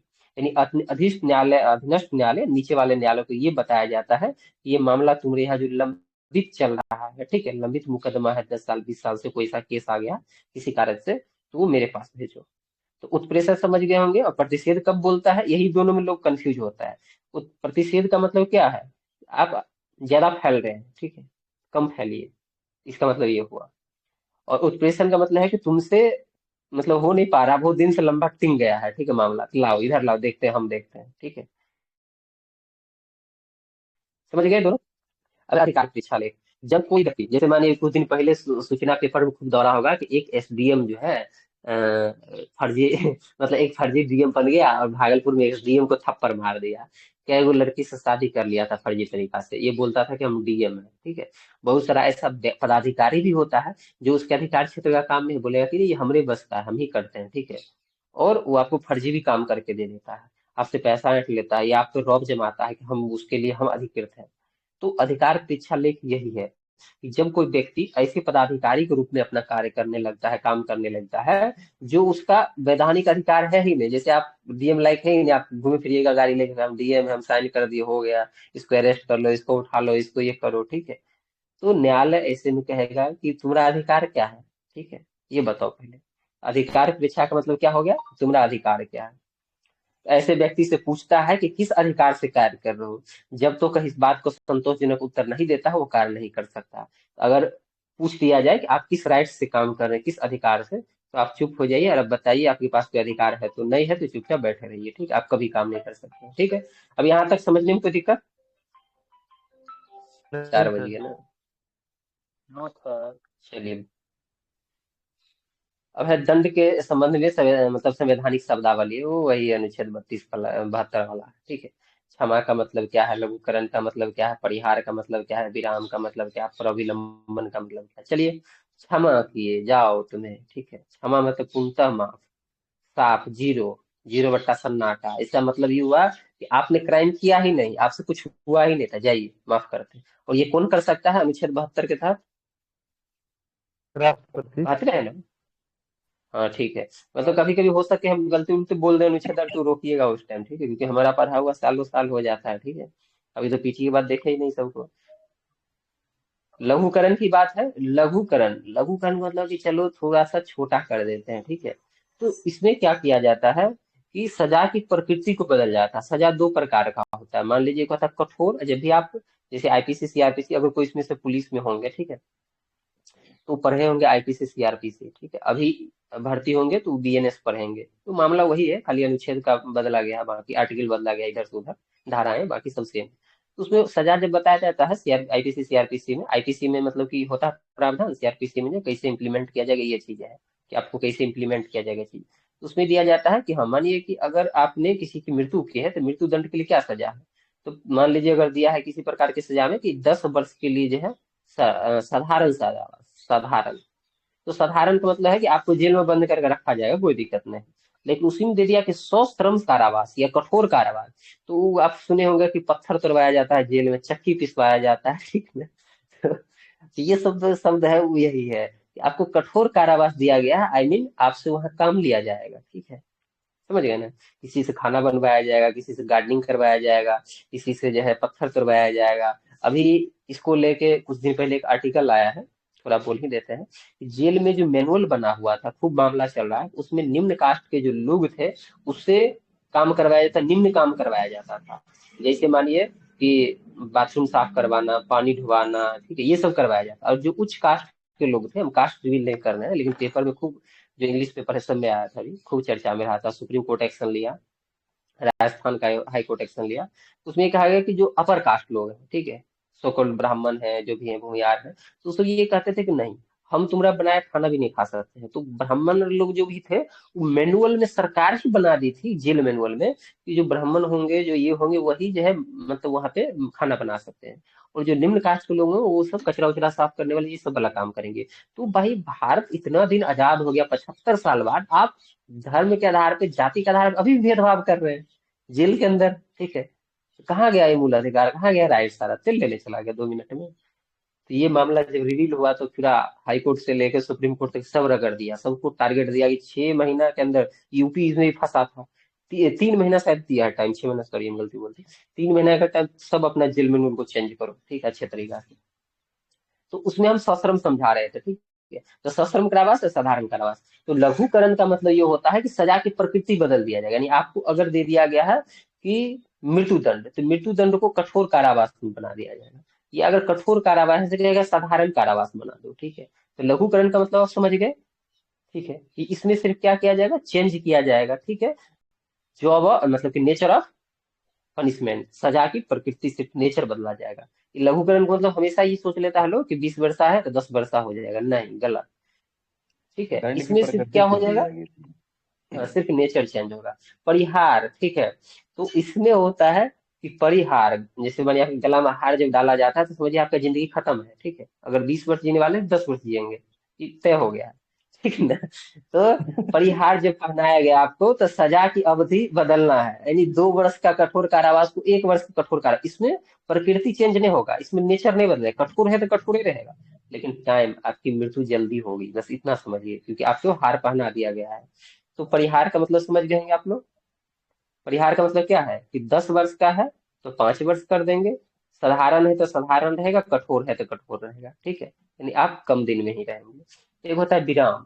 विराम किस कंडीशन में किया जाता है, जैसे मानिए कि कोई महिलाएं हैं और प्रेग्नेंट है, अब ऐसी स्थिति में उसको सश्रम में या किसी प्रकार का अगर आप मतलब दंड देते हैं, तो आप उस महिला के साथ सजा देने के साथ साथ तो बच्चा को भी सजा दे रहे हैं, ये तो बहुत गलत है ना। ये किसी विशेष कंडीशन में कोई विकलांग है, ऐसा है जो जस्टिस वहां पे सही से मतलब होता है ना कि इक्वल जस्टिस नहीं हो पाएगा, ठीक है। तो ऐसी स्थिति में विशेष कंडीशन जब लागू हो जाए तो सजा को क्या किया जाता है, कम कर दिया जाता है, ठीक है। वो कंडीशन क्या हो सकता है, या तो शारीरिक अपंगता होगा, या महिला जो है प्रेग्नेंट होगी, इन सब कारणों को ध्यान में रखा जाता है। ऐसी कंडीशन में विराम किया जाता है। विराम का मतलब कि विशेष कंडीशन में हम सजा को कम करेंगे, यहाँ भी कम होगा, लेकिन कब होगा, जब शारीरिक अपंगता और महिला की गर्भावस्था है, ठीक है। परिहार क्या है कि गला में हार डाला गया है, आपका जिंदगी खत्म हो गया, यानी 20 साल जीने वाले थे 10 साल जिएंगे। लघुकरण का मतलब क्या हो गया कि आपको बहुत ज्यादा का मेहनत करवाना था तो कम मेहनत करवाया जाएगा। हम याद करने का तरीका बताए कि नेचर बदल जाएगा, ठीक है, पनिशमेंट का। एक होता है प्रविलंबन, यानी किसी दंड को कुछ समय के लिए हम क्या करेंगे, टाल देंगे। जैसे आप सुने होंगे कि फांसी किसी को मिलता है तो बोलता है कि फांसी की सजा सुप्रीम कोर्ट दे देगा, फिर बोलेगा कि कुछ दिन रुक जाओ, ठीक है, फिर ट्रायल चल रहा, फिर फांसी कहेगा नहीं फांसी पड़ेगा, फिर अपील कर दिया, फिर बोलेगा रुक जाओ। तो ये बार बार प्रविलंबन हो रहा है, ठीक है, फांसी कुछ समय के लिए टालने की प्रक्रिया है। चलिए, यहाँ तक हमको नहीं लगता है इस सजा भी अब आपको समझने में दिक्कत हुआ होगा, ठीक है।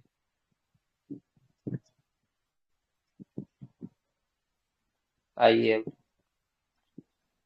अनुच्छेद 33 और 34। अब जितना जो मौलिक अधिकार पढ़े हैं, ठीक है, जितना मौलिक अधिकार पढ़े हैं ना, ये सारे मौलिक अधिकार हमारे बस यही दोनों में खत्म हो जाएंगे, हमारे आपके बहुत कम लोग। अनुच्छेद 33 कहता संविधान के भाग 3 का एक अपवाद है। 33 संसदों को विधि द्वारा शक्ति प्रदान करता है।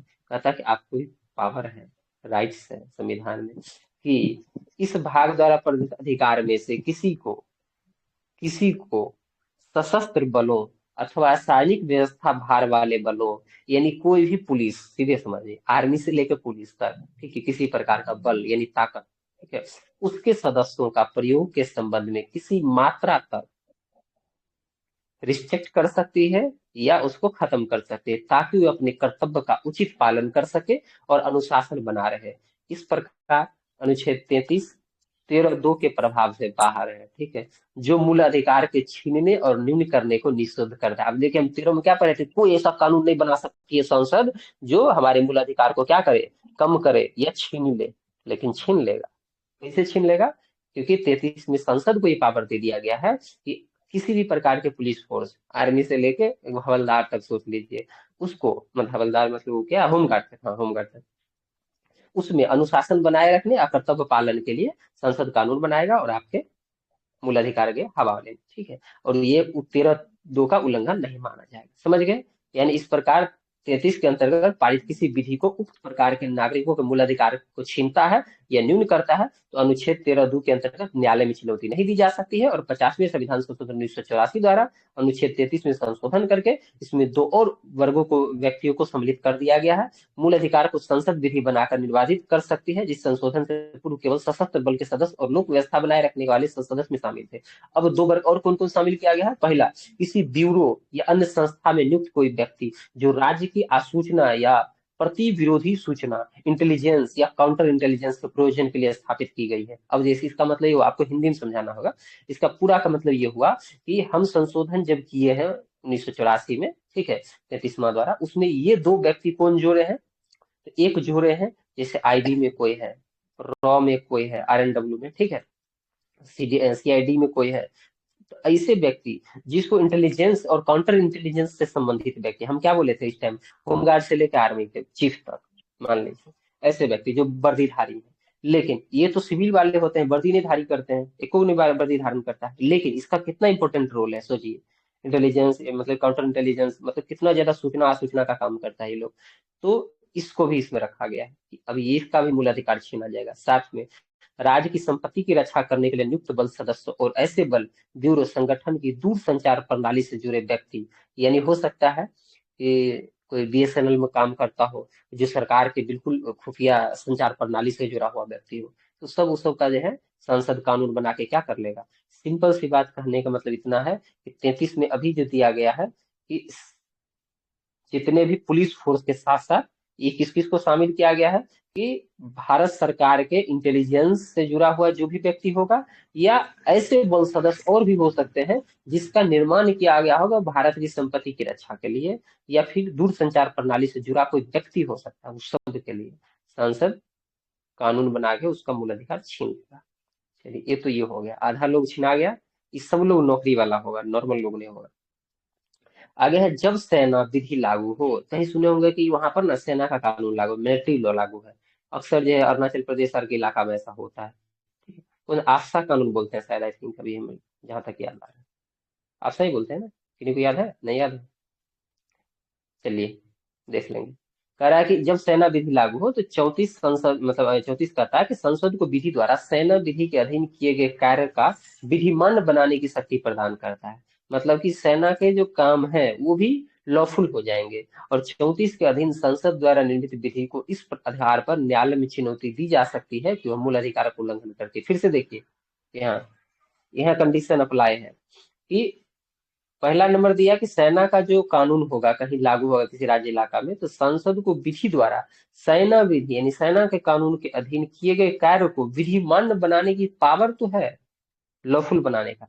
लेकिन 34 के अधीन संसद द्वारा निर्मित विधि जो होगा, यानी सेना के काम को सही ठहराने के लिए जो कानून बनाएगा, उसको इस आधार पे जरूर चुनौती दी जाएगी कि मूल अधिकार का उल्लंघन कर रहा है। लेकिन ऐसा होता होता कुछ नहीं है। जहां पासा लागू है, सुने होंगे कि सेना घर से खींच के मारती है, दौड़ा के मारती है, गोली मारती है, ठीक है, राज्य की सुरक्षा के लिए। मूल अधिकार का बहुत बार हनन होता है। लेकिन होता है ना कि जब गेहूं पिसता है तो बहुत सारे घून भी पिसते हैं उसके साथ, वही वाली कंडीशन होता है। बस इतना ही आपको समझना है। ठीक है, तो अब हमको लगता है कि सब समझ में आ गया होगा।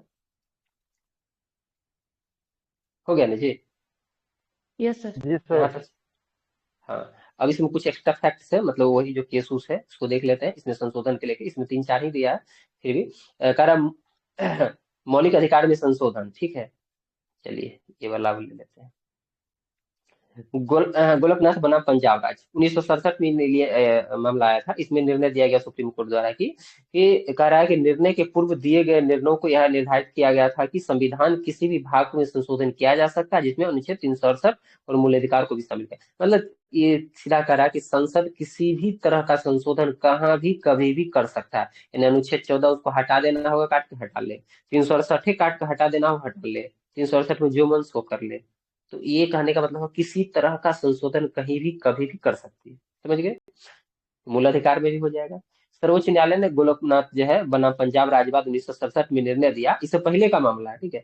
ये था 1967 से वाला मामला, ठीक है। 19 मतलब कि 1968 से पहले का मामला। ये 1967 में जब आया मामला, इसमें कहा गया कि मूल अधिकार में संशोधन में रोक लगा दी गई। यानी संसद जो है एफआर में संशोधन नहीं कर सकती है। यानी अनुच्छेद 12 से 35 तक जो है, 35 तक इसमें संशोधन नहीं कर सकती है। तो पहले क्या मामला था कि पूरा 368 लेके पूरा 1 से लेके 395 अनुच्छेद तक सब में जब मन तब संशोधन करे, इससे पहले के केस में। लेकिन फिर कहा गया कि नहीं, 12 से 35 के बीच में जो चीजें हैं यानी फंडामेंटल राइट है, उसको तुम मत छेड़ो, उसमें संशोधन नहीं करो। तो जानते हैं शासनकाल था इंदिरा गांधी का, 24वां संविधान संशोधन कर दी। बोले क्यों नहीं कर सकते हैं, हम बताते हैं कैसे करेंगे। उसने अनुच्छेद 13 और 368 में संशोधन किया और बोला कि 368 में दी गई प्रक्रियाएं द्वारा मूल अधिकार में संशोधन किया जा सकता है। उस मतलब कि सुप्रीम कोर्ट और संसद हमेशा लड़ते रहती है, ठीक है, हर मामले पे। ठीक है, जैसे मानिए अभी यूजीसी वाला मामला हो गया, तो ये पूरा दोनों को चलते रहता है, चेक एंड बैलेंस का काम, ठीक है, पावर वर्चस्व की लड़ाई। तो उसने अनुच्छेद में संशोधन किया और बोला कि हम करेंगे संशोधन। 44वां संविधान संशोधन 1971 द्वारा। कौन? तो सरकार, संसद। फिर मामला, यार डीपीएसपी में भाग गया। नहीं मानेंगे ले, हम ये चाह रहे हैं, ये हो नहीं रहा। ठीक है, केशवानंद भारती बनाम केरल राज्यवाद आया 1973 में, ठीक है। इसमें मामला ये आया कि विधि मान्यता दिया गया कि नहीं, ठीक है, जब 24वां संविधान संशोधन में कह दिया है 1971 में हम संशोधन करवे करेंगे, तो चलो संशोधन करने दो, ठीक है, संशोधन करने दो। लेकिन केशवानंद भारती बाद में क्या कहा गया था बताइए? एक सिद्धांत दिया गया था, किन्हीं को नहीं याद है? बेसिक स्ट्रक्चर का। हाँ, कि संविधान का जो ये मूल संरचना है उसमें बदलाव मत करना। कर लो लेकिन मूल संरचना नहीं चेंज होना चाहिए। यानी जिस भाव से संविधान लिखा गया तो भाव नहीं बदलना चाहिए, ठीक है। तो फिर बोला नहीं, अभी वो नहीं मानेंगे। तो फिर 42वां संविधान संशोधन हुआ 1976 में, इंदिरा गांधी के शासनकाल। इंदिरा गांधी सबको दबा के रखती थी कि कोई उसके सामने कुछ नहीं बोल सकता, ऐसे वो चलते थे। और चाहे वो राजा मजबारा राजा उजा था, उसको दबा के रखी, कोर्ट को रखी, आरबीआई को रखी, सबको दबा के रखी। तो 1976 में फिर संशोधन की और 368 के खंड 4 और 5 जोड़ी और व्यवस्था बनाई कि इस प्रकार किया गया संशोधन किसी भी न्यायालय में प्रश्नगत नहीं किया जाता। मतलब हम संशोधन करेंगे और तुम न्यायालय में जा ही नहीं सकते हो, लो है। यानी आपका एफआर फंडामेंटल राइट छीन लिया जाएगा और आपको न्यायालय जाने का पावर ही नहीं है। बताओ अनुच्छेद 32 कहाँ गया आप? समझ रहे हैं ना? तो फिर 1976 में ये हुआ। फिर मिनिमामेंसवाद आया 1980 में। उसमें निर्णय दिया गया कि संविधान के जो आधारभूत लक्षण है, ठीक, उसकी रक्षा करने के लिए अधिकार न्यायालय को है। मतलब संविधान में जो बेसिक चीजें हैं, जिस भावना से संविधान लिखा गया था, उसकी जो बेसिक स्ट्रक्चर है, उसको रक्षित करने का अधिकार न्यायालय को है। न्यायालय इस आधार पर किसी भी संशोधन का पुनरावलोकन कर सकता है। यानी तो संविधान ये कहा कि संविधान संशोधन करो, न्यायालय ही नहीं जाना है। बोला कि कुछ भी करके लाओ, हम सुप्रीम कोर्ट है और हमारा ये राइट्स है कि जो संविधान लिखा है उसके जो बेसिक स्ट्रक्चर है उसकी रक्षा करना। तो तुम किसी प्रकार का संशोधन करोगे, उसका पुनर्वलोकन यानी फिर से उसका अवलोकन हम करेंगे। यानी हम देखेंगे उसमें क्या ठीक है, कुछ गलत है, यो है तो हम उसको हटाएंगे। तो 42वें संविधान संशोधन की व्यवस्था को क्या किया, उलट दिया, समाप्त कर दिया। चलिए, अब यहाँ पे वही सब छोटा छोटा दे दिया है कि अच्छा केवल नागरिक को मूल अधिकार जो विदेशियों को प्राप्त नहीं है। तो विदेशी को कौन प्राप्त है, खाली ये बताइए। 15, 16, 19, 29, 30 को छोड़ के सब। तो 15, 16, 19, 29, 30 ऐसे याद रखना है, बाकी काहे हम ज्ञान की बात याद रखेंगे, ठीक है। 15 देखिए, धर्म जाला से तो विभेद है तो अपने लोग को देंगे। 16 नौकलेजन विषय के अवसर समानता था, हम अपने लोग को नौकरी देंगे अधिकार।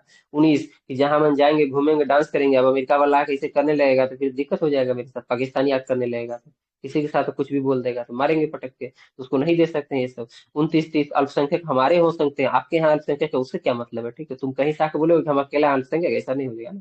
हमारे यहाँ जो निवास करता है, तो सिंपल सी बात है ये 5 आप याद रखेंगे, बाकी सब जो है ये भी ध्यान रखना है कि शत्रु देश को नहीं मिलेगा। जैसे अभी कोई पाकिस्तानी आ जाए बोले कि अनुच्छेद 14 विधिक समता हमको अधिकार है, तो उसको कनपट्टी लाल कर दिया जाए क्योंकि operation Sindoor is going on, ठीक है। अभी तुम्हारे शत्रु हो, अभी कुछ नहीं, ठीक है। तो शत्रु को छोड़ के जितने राइट है सबको मिलेंगे। आगे है डीएसपी एसपी, अभी इसकी बात कल होगी। Thank you. चलिए, ठीक था लुसेंट वाला तरीका। अरे आप लोग मैसेज मैसेज खेल रहे थे, हमको तो पता ही नहीं है। खूब दबा के मैसेज मैसेज खेल रहे थे।